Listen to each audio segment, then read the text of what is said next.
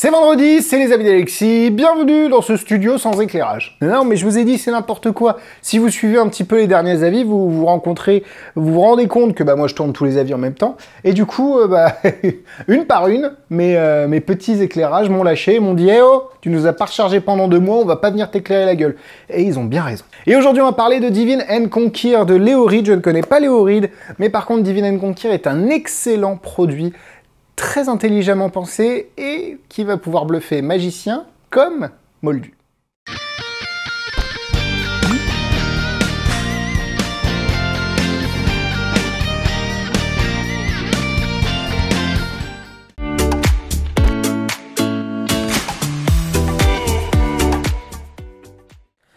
L'idée de Divine & Conquer, c'est que vous allez demander à un spectateur de penser à une carte dans un jeu, ok?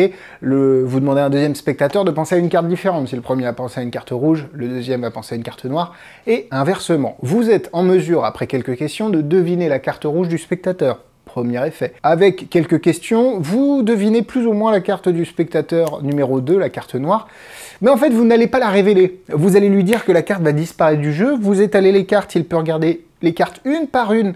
Pas de double index, il n'y a que 51 cartes dans le jeu et sa carte n'y est plus. Vous sortez une carte de votre poche et c'est exactement la carte du spectateur. C'est aussi clean que ça.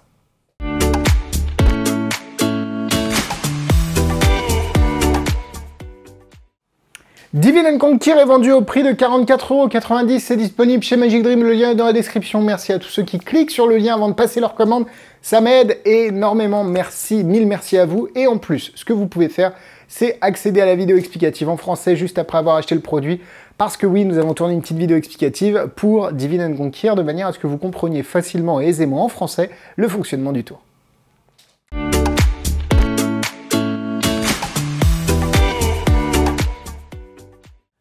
Avant de commencer l'unboxing, qui va être relativement rapide, vous allez me dire, n'hésitez pas à vous abonner à cette chaîne, c'est important, le nombre d'abonnés est important, le référencement de la vidéo également, si vous laissez un petit commentaire, laissez un petit commentaire, si vous voulez mettre un petit pouce bleu, mettez un petit pouce bleu, faites-vous kiffer, et faites-moi kiffer par la même occasion, parce que le référencement est important, et c'est ça qui va jouer pour mettre les vidéos en avant ou non, et faire grossir la chaîne, c'est super important pour la suite, pour faire des trucs comme ça, pour vous parler de produits un petit peu exclusifs, pour continuer à faire des vidéos, tout simplement.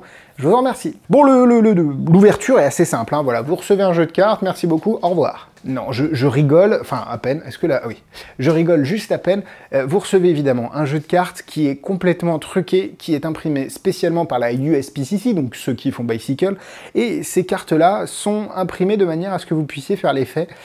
Alors par contre, on y reviendra dans les points négatifs, ce jeu ne permet que de faire le tour Divine & Conquer, donc c'est comme un jeu invisible, vous ne pourrez faire que cet effet avec ce jeu. Les cartes sont de bonne qualité, le gimmick est bien pensé, les cartes sont bien imprimées, globalement c'est compliqué de faire un unboxing sur un jeu de cartes, c'est pour ça d'ailleurs que je ne parle pas beaucoup des jeux de cartes, car j'ai un vocabulaire, un lexique très limité par rapport à ça, et pour moi un jeu de cartes ou un autre se ressemble, hors tour de magie, hein, des jeux de cartes un peu custom, genre les Memento Mori, etc. Donc voilà, c'est un peu compliqué pour moi. Là, bon, c'est un jeu de cartes truqué intelligemment. On va y revenir évidemment dans les points positifs et les points négatifs.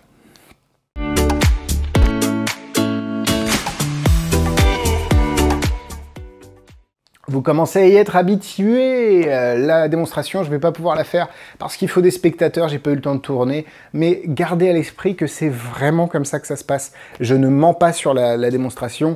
Un jeu de cartes, une carte rouge pensée, une carte noire pensée, quelques questions, vous avez la carte rouge, quelques questions, vous ne savez pas forcément quelle est la carte noire, mais vous la faites disparaître du paquet, 51 cartes dans le paquet, le spectateur peut examiner chacune d'entre elles, il regarde toutes les faces, et il n'y a pas de double index, il n'y a pas de roofing fluid, il n'y a pas de carte courte, et sa carte a disparu, 51 cartes, vous sortez une carte de votre poche, et c'est évidemment la carte à laquelle il a pensé.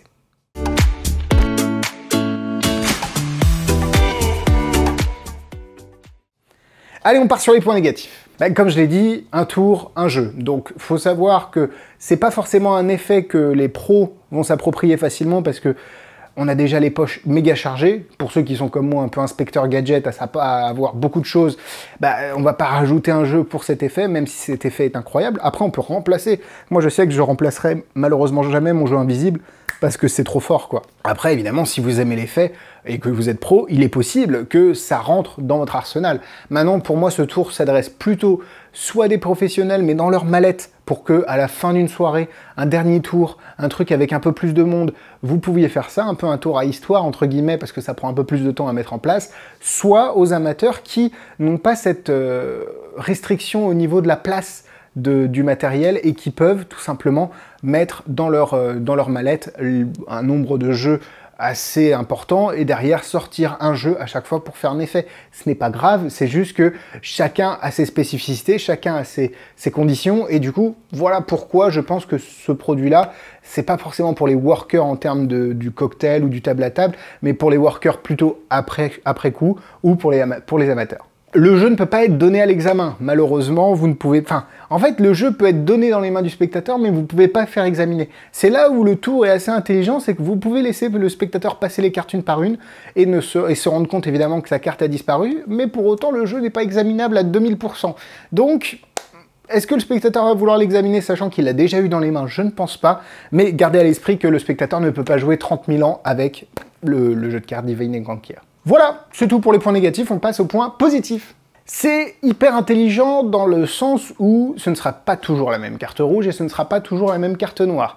On est sur une croisée des chemins entre Get Sharky un petit peu, parce que Get Sharky, il y a une carte qui disparaît du jeu pour se retrouver dans votre poche, avec un Mind Power Deck qui serait couplé à un Get Sharky couplé à un Mind Power Deck avec un mécanisme, un fonctionnement un petit peu différent parce que là vous n'avez pas de double index, vous n'avez pas de carte fine, pas de carte collée, pas de roofing fluide. C'est très intelligent et je pense que ça surpasse pour le coup ces deux produits-là, le Mind Power Deck et le Get Sharky. Alors que les deux sont globalement plus chers que ce produit-là, je trouve que celui-là, c'est vraiment la croisée entre les chemins et la solution technique apportée par Leo Reed est très intéressante et surtout facilement utilisable dans des conditions normales de close-up. J'aime aussi beaucoup le fait de devoir chercher, de pas dire ok, as de cœur, ok, 8 de pique. Non, vous posez des questions et le fait de se planter fait partie du processus du tour. Parce que vous savez souvent, enfin vous savez peut-être, que lorsque vous faites un tour de magie et que vous vous plantez réellement, les gens ont tendance à dire « Ouais, tu l'as prévu, tu fais exprès ». Et en fait, j'ai commencé à intégrer ce truc-là dans mes textes, parce qu'il arrive qu'on se plante, je suis humain, tout le monde est humain, tout le monde peut se planter, et du coup, ça arrive que je me plante, que les spectateurs disent « Ah, tu l'as fait exprès », et que j'en joue. J'ai des lines, j'ai des réflexions, j'ai des remarques qui me permettent de m'en sortir et de jouer avec ça, sans pour autant leur dire « Ouais, c'est vrai, je l'ai prévu ». Non, j'adapte un petit peu mon personnage par rapport à ça. Et je trouve ça très intéressant. Donc pour revenir à Divine Conquer, ce qui est intéressant, c'est que dedans, vous allez peut-être vous prendre des noms quand vous allez poser, c'est du cœur, je vois. Non, ok, c'est une carte haute. Non, ok. Derrière, c'est pas grave, parce que même si je te dis c'est du cœur, non, vous me dites c'est du cœur, je vous dis non, c'est une carte haute, non, bon bah en gros c'est une carte basse de carreau, c'est pas non plus, ça veut pas non plus dire que tu connais ma carte, alors que là vous allez taper fort tout de suite.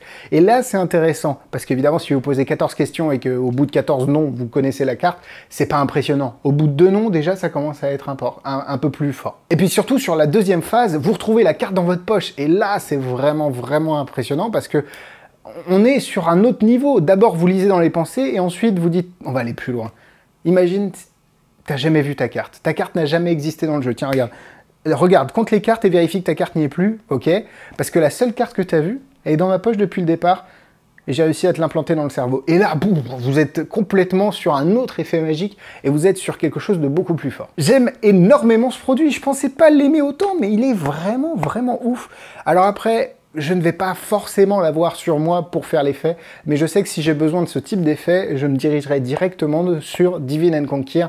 C'est pourquoi je lui mets 3 cœurs. Niveau difficulté, il faut se souvenir de 8 cartes en fait. Vous allez avoir besoin de penser à 8 cartes. Alors soit vous faites une anti-sèche, soit vous avez plus de mémoire que moi et vous arrivez à les retenir. C'est pas très compliqué, c'est pas automatique non plus. L'opération du gimmick du jeu est vraiment très simple, 2 étoiles.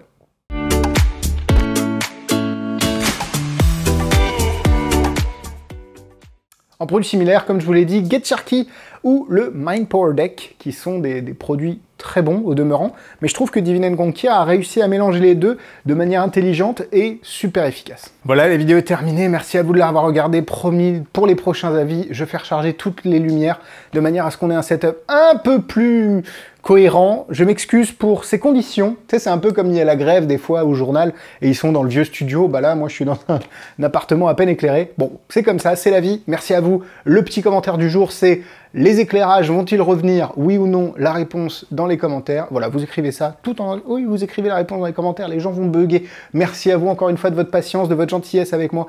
Rendez-vous sur Instagram pour connaître ma vie dans les moindres détails avec les stories, voir l'évolution du genou en mousse. Ça va redevenir un running gag. Et à la semaine prochaine pour un nouvel avis. Bisous, bisous!